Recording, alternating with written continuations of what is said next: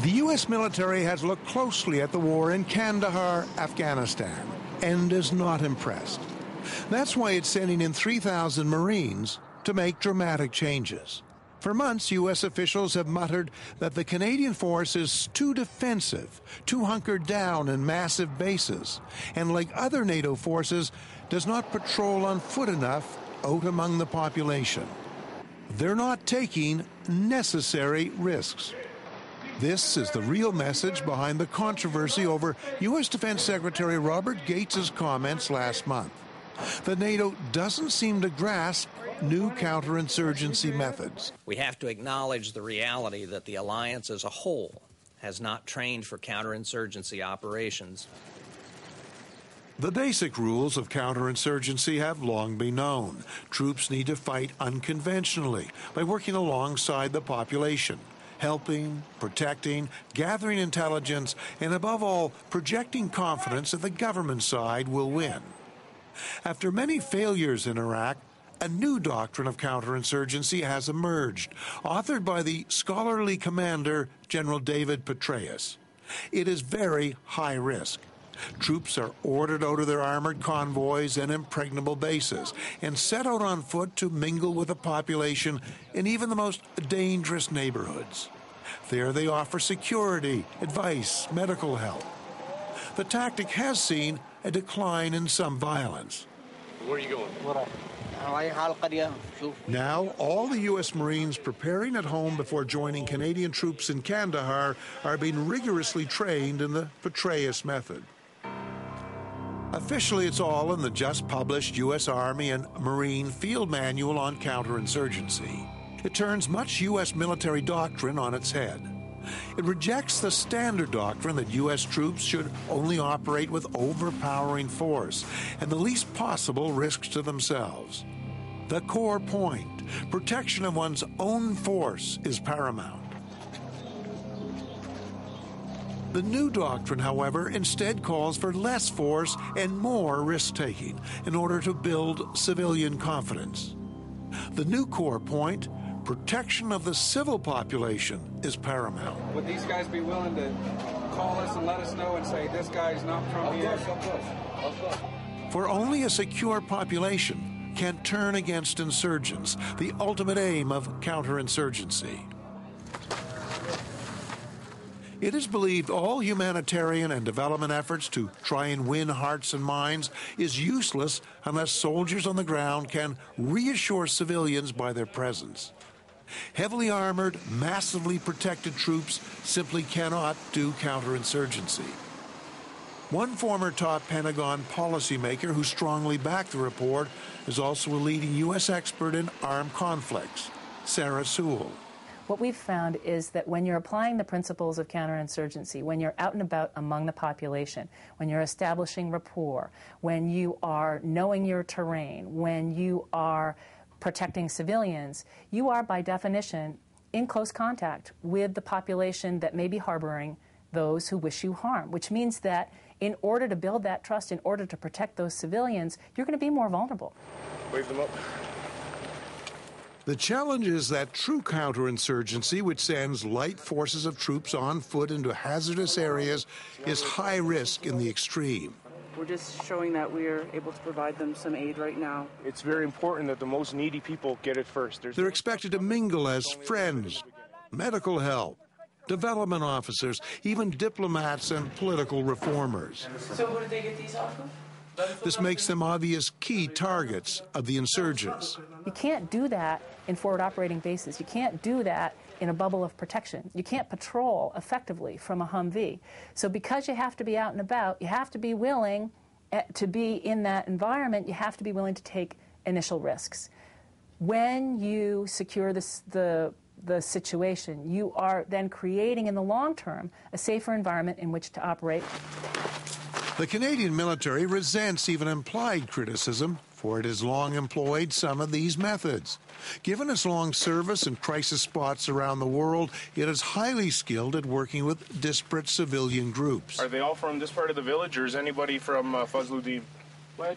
It has increased its ability to gather field intelligence. In past years, major Canadian theorists of counterinsurgency have tried to build on the lessons of past wars, Assalamu alaikum. always stressing the need to win over local populations in order to isolate the guerrillas. Canadians have been handicapped by too frequent rotation of troops, new units always having to learn old lessons. But officers are very aware that talk about aid and development and winning over hearts and minds is futile unless security is established first. In Afghanistan, one of Canada's leading counterinsurgency specialists, Colonel Paul Taillon, regularly lectures at U.S. war colleges. The insurgent and the counterinsurgent are fighting for the support of the people, the population. If you don't have that bubble of security, they are then fearful, or they may just sit back and say, right, we're not going to do anything, and just wait to see if the government's going to do anything. Taillon agrees there must be more awareness of the need to run risks, short-term pain for later security. But he insists Canadian soldiers are ready to do what's required. The issue is if you really want to achieve this, you're going to have to push the envelope on certain issues, and personal safety is one of them. But as a uniformed member of the services, we're used to that. We expect that. While Canada's military may understand counterinsurgency, it is hard to claim Kandahar a success, despite years of optimistic pronouncements. In fact, the deficiencies are there for all to see. Many were referred to in the recent Manley Panel report. There never were the civil and military resources needed to successfully wage a broad-based counterinsurgency. There are far too few troops available to adequately protect the civilian population.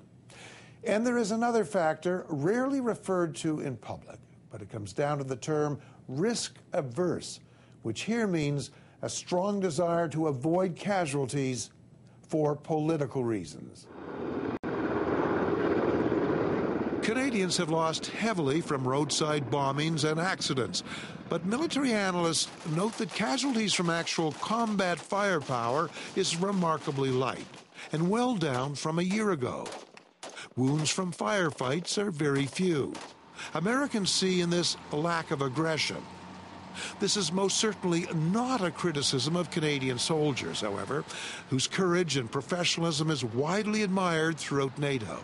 Rather, it suggests caution is imposed by political realities back home.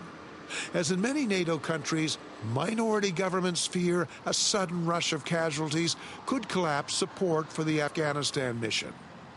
All battle group commanders know they must avoid a disaster in the field.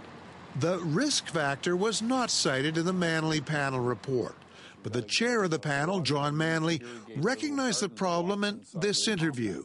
It's the first time any senior Canadian figure has even mentioned risk-averse. Do you think that's part of the problem, that we really have to take a bit more risk on the ground there? Well, that could be. We are very risk-averse, of course, because we're concerned about casualties, and the reaction that we have to casualties is spontaneously negative toward the mission. So once again, it would be a very important thing if we anticipate that the risks are going to increase, that Canadians understand exactly what it is that we're trying to do, but that the precautions be adequate. Though the problem is not discussed in Canada, it certainly is in Kandahar. The powerful local provincial head, Ahmed Karzai, recently told U.S. reporters the Canadians cannot tame the Taliban. Only the Marines and U.S. Special Forces can. He told reporters, the Canadians are fine, but Americans are Americans. The mentality is different. The Americans are very professional. They go in, they get out. It's just like you see in the movies. And it gets to the point where Afghans are saying, you people are so terrified, what are you even doing here? Sarah Shays, an American writer and development worker, says the Canadians are certainly brave, but offer so little protection, many vulnerable people fear even touching outside aid. It's not just a matter of whether the aid deliverers are safe going out into the countryside to deliver aid, but are the recipients able to take the aid anymore, or does it put them at such risk that they would rather do without it?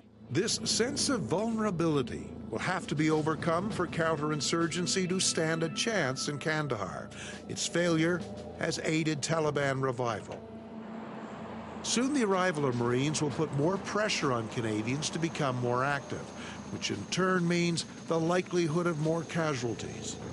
It's not an option the government wants to face during ongoing debate over the Kandahar mission, but it's one that will grow more persistent as American reinforcements bring a new tempo to war in Kandahar.